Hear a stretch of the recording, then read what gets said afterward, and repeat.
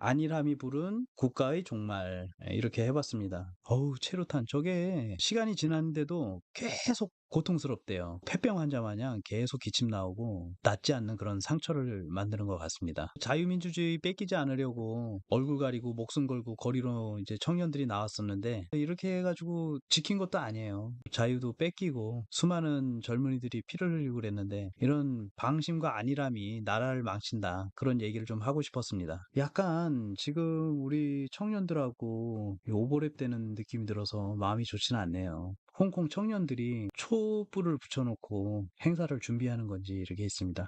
기도를 하는 모습 같기도 합니다. 경찰들이 어휴 저 몇 명이 덤벼드는 거야. 남학생이 여학생을 도와주려고 하는 듯한 그런 모습이네요. 뒤로 수갑을 채워놨죠. 저렇게 장시간 해놓으면 숨을 못 쉰다고 그럽니다. 피가 안 통해서 붓고 난리가 아니라는데 더 불편한 것 같아요. 이렇게 허리 밑으로 손이 내려가 있지 않고 묶어서 어떻게 꺾어 올린 건지 비틀어가지고 채운 건지 굉장히 고통스러워 보이네요. 홍콩에 이런 일이 있기 전에 언론, 정치, 시민단체 그런 데서 굉장히 그 낙관론이 지배적이었다고 하네요. 이제 정치인들은 영국과 중국이 맺은 국제조약이 있으니 뭐 중국에서 설마 파기하겠냐 이렇게 방심했고, 언론과 경제계는 아시아의 금융 허브인 홍콩을 건드리면 중국도 손해니까 감히 망치지 못할 것이다. 경제적 이익으로 맹신했다고 합니다. 시민단체들은 우리가 수백만 명씩 모여서 저항하면 중국도 국제사회 눈치를 보느라 타협할 것이라고 낙관했다고 합니다. 그렇지만 독재 정권은 경제도 국제조약도 안중에도 없었고 내부의 합리적 낙관론은 칼을 든 적 앞에 아무런 방패가 되지 못했다고 합니다. 홍콩의 반중 언론인 지미라이가 홍콩 국가보안법 위반으로 역대 최장인 징역 20년을 선고받았지만 홍콩 언론인 단체들은 침묵하고 있다. 얘기했다가 뭐 똑같이 끌려가니까 홍콩 내 주요 언론들이 줄줄이 판결을 환영하는 사설을 내면서 환영한다. 홍콩 언론 자유와 민주주의 사실상의 사망 선고가 내려졌다는 평가가 나온다. 올해예요. 2026년 2월 11일 기사입니다. 현지 시간 9일로 영국 일간 가디언에 따르면 홍콩 기자협회, 홍콩 외신 기자 클럽은 이번 판결에 대한 입장을 발표하지 않았다. 이 두 단체는 최근 수년간 홍콩 국가보안법의 영향으로 홍콩의 언론 자유가 크게 약화됐다는 조사 보고서를 내왔으며, 민주진영 언론사 간부들이 선동 혐의로 체포돼 유죄 판결을 받았을 때도 목소리를 내왔으나 이번에는 논평을 내지 않았다. 불똥 튈까봐 그러나 보네요. 홍콩 기자협회는 지난해 홍콩 당국이 협회와 독립언론사 기자와 그 가족을 겨냥해 부당한 세무조사를 벌이고 있다고 밝히기도 했다. 무서워서 말을 못하겠죠. 빈과일보, 이분이 창립한 회사인데 반중 그리고 홍콩 입장에서 홍콩을 대변하던 그런 언론사였는데 폐간하고 사장님이 잡혀갔습니다. 이 신문인가 봐요. 2014년 홍콩 우산혁명의 주역으로 현재 영국으로 망명한 민주화운동가 네이선로는 가디언 기고문에서 이번 판결로 홍콩의 민주주의는 죽었다고 개탄했다. 유일한 목적이던 비판자들을 침묵시키는 데 성공했다. 개인의 권리와 정부의 권한 남용을 감시해야 할 시민사회와 언론은 비판의 목소리를 내지 못하고 침묵하고 있다. 똑같이 될까봐 그러죠. 폐간되고 사장님 끌려가고.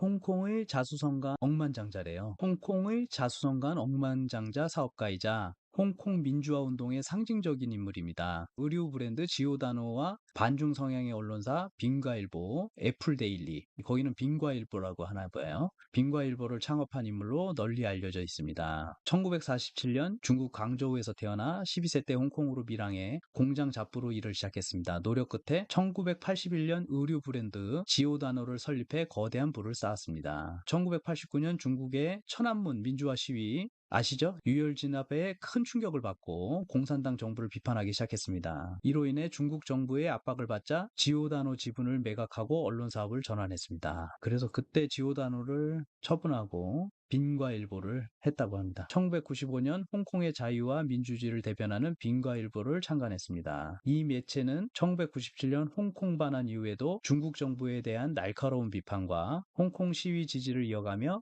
민주진영의 든든한 버팀목 역할을 했습니다. 2019년 홍콩 반정부 시위를 적극적으로 주도했다. 2020년 12월 홍콩 국가보안법 위반 혐의로 구속 기소되었고 빈과일보는 당국의 압박으로 2021년 폐간되었습니다. 장기간의 재판 끝에 2026년 2월 9일 홍콩 법원으로부터 외국 세력과의 공모 및 선동 혐의 등으로 징역 20년을 최종 선고받았습니다. 현재 그가 78세 고령임을 감안할 때 20년형은 사실상 감옥에서 생을 마감한 말하는 사형 선고나 다름이 없다는 평을 받습니다. 더 이상의 법적 다툼 실효성이 없다고 판단했는지 유죄 판결에 대해 항소를 포기하고 형을 받아들이기로 결정을 했다고 합니다. 2026년 4월 홍콩 당국은 개정된 국가보안법 새 칙을 적용하여 지미라이의 기업 지분과 은행 계좌 등 약 240억 원, 1억 4,600만 홍콩 달러를 몰수 조치했다고 합니다. 미국, 영국, 유엔 등 국제사회는 이번 판결을 홍콩 언론 자유의 몰락을 보여주는 정치적 기소라며 강하게 규탄했다고 합니다. 특히 도널드 트럼프 미국 대통령은 시진핑 중국 국가주석과의 정상회담에서 그의 가석방 및 인도적 석방 문제를 직접 제기하겠다고 밝히기도 했습니다. 중국 외교부와 홍콩 당국은 지미라이를 반중 홍콩 교란 사건의 배후 조종자로 규정하며 서방 국가들의 석방 요구는 사법 독립을 침해하는 명백한 내정 간섭이라며 강경하게 맞서고 있습니다.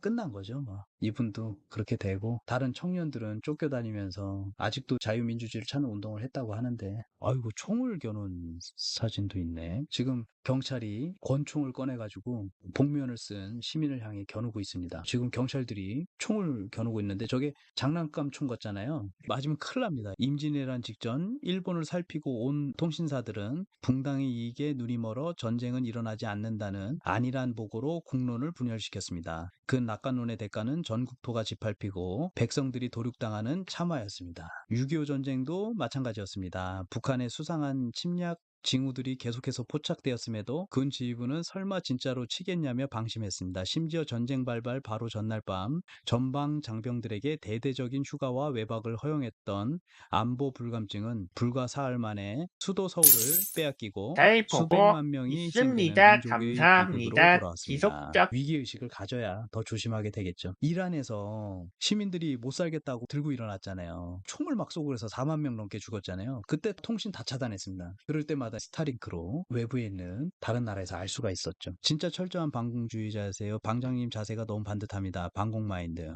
너무 제가 화가 나가지고 공부 열심히 하고 있습니다. 이게 시위하던 분들입니다. 하메네이 정부 이렇게 잔인합니다. 그 늙은이가 40년인가 집권했죠. 독재하면서 사람들 괴롭히고 여자들 다 얼굴도 못 내놓게 수영복은커녕 아예 몸을 칭칭 감고 다녀야 돼요. 뭐죠? 히잡 안 썼다고 경찰이 고문하고 종교 경찰들이 다녀요. 그래서 여자들 그런 거 단속하고 그 결국에는 트럼프한테 한 대 맞고 죽었죠.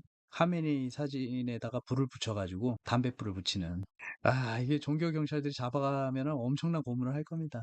물론 이제 폭사했죠. 트럼프한테 한 대 맞고 죽었습니다. 오늘은 테스트 방송. 네, 맞습니다.